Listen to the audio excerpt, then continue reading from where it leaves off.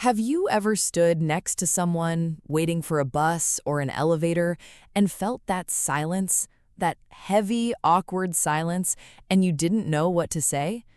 In English-speaking countries, there's a simple trick to break that silence.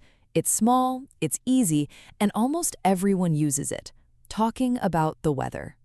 Hi everyone, I'm Emma, and welcome back to Train Your English Brain. Today, we are learning one of the most useful skills in English conversation, small talk about the weather. It sounds simple, but it opens so many doors. Let me tell you about Leo's morning. Leo was waiting for the elevator in his apartment building. His neighbor, an older man, walked up and stood beside him. The silence felt long. 10 seconds. 15 seconds. Leo's mind raced, searching for something, anything to say. Finally, the neighbor smiled and said, "Nice day today, isn't it?" Leo froze for a second. He understood the words, but his brain didn't have a ready answer.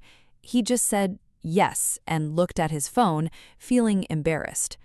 Later, he told Anna about it. Anna laughed gently and said, "Leo, weather small talk isn't really about the weather. It's about being friendly. And the good news is, you only need a few simple patterns and you can use them again and again." That is exactly what we're learning today. Let's start with the most common opening line you'll hear. "Nice day, isn't it?" Or "Beautiful weather today." When someone says this to you, you don't need a long answer. You can simply agree and add a small comment. Let's practice a simple response. You can say, "Yes, it's lovely, isn't it?" "Yes, it's lovely, isn't it?" "Yes, it's lovely, isn't it?" Or if the weather is warm, you can say, "Yes, so warm today." "Yes, so warm today." "Yes, so warm today." Notice something important here. You don't need to create a new sentence. You just need to agree and repeat a small piece of what they said. This is one of the easiest ways to keep a conversation flowing naturally.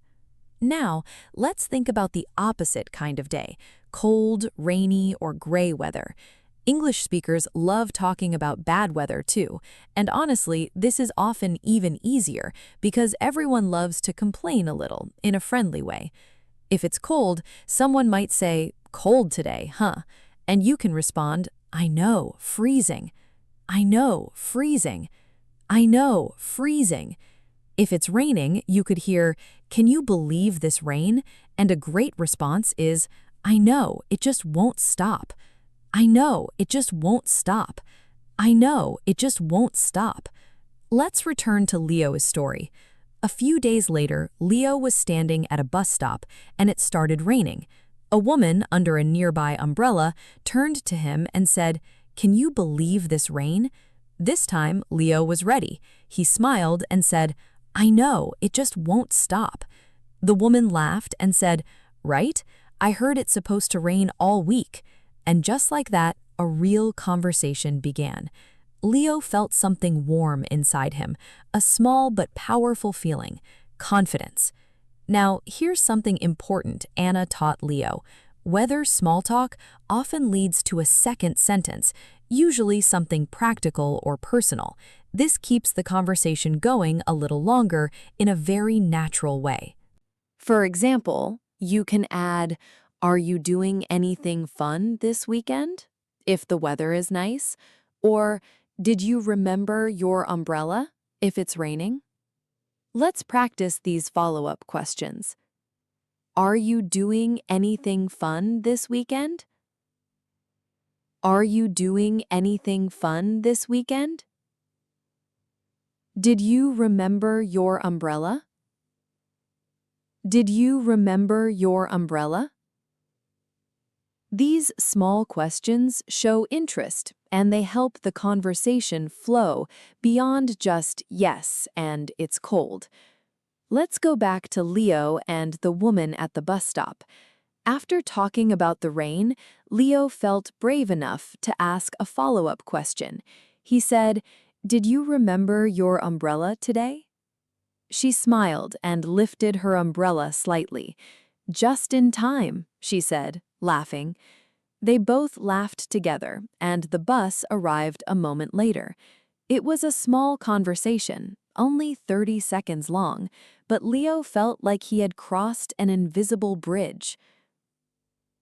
Now let's add one more useful pattern, talking about the weather compared to yesterday, or compared to what you expected. English speakers do this all the time. You can say, "It's much warmer than yesterday," or "I didn't expect it to be this sunny." Let's practice. It's much warmer than yesterday. It's much warmer than yesterday. I didn't expect it to be this sunny. I didn't expect it to be this sunny.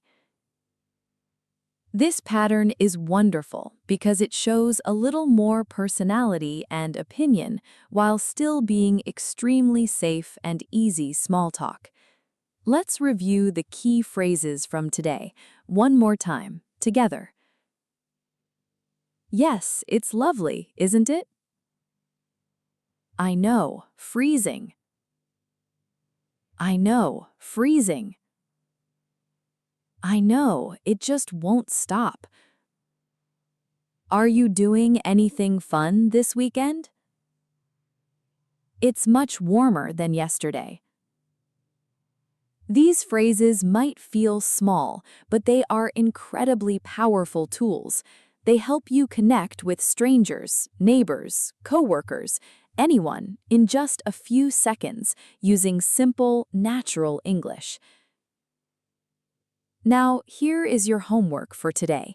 The next time you step outside, notice the weather and imagine saying one of today's phrases out loud, even if you're alone. Practice the sound of it in your mouth. This builds a kind of muscle memory, so the words come out naturally when you really need them. If you want an extra challenge, try starting a small weather conversation with someone this week, a neighbor, a cashier, a classmate. Even a simple, "nice day, isn't it?" can open a real, friendly connection. Remember Leo's story today. He didn't need deep, complicated English to make a real connection. He needed a few small, natural phrases and the courage to use them. You have those phrases now too. So the next time you feel that awkward silence, whether it's sunny, rainy, or freezing outside, remember today's lesson. Take a breath and speak. You are more ready than you think. Thank you for listening today, and I'll see you in the next episode of Train Your English Brain.